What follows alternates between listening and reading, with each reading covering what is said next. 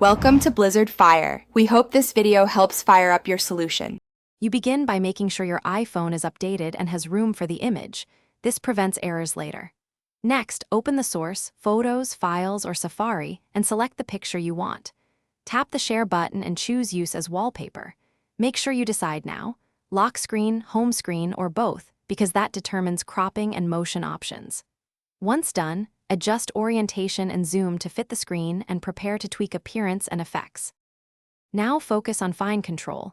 Pinch to zoom and drag the image so the main subject sits in the safe area. This avoids unwanted cropping.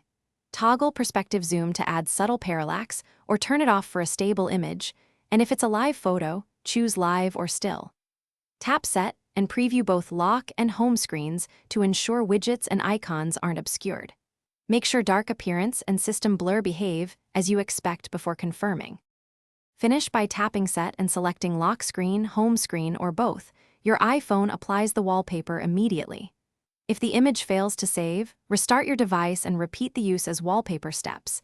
Temporary glitches often clear that way. If you still can't change it, check screen time restrictions, file permissions, and ensure the image isn't corrupted. One key tip: remove heavy edits or filters and try a fresh export from Photos, because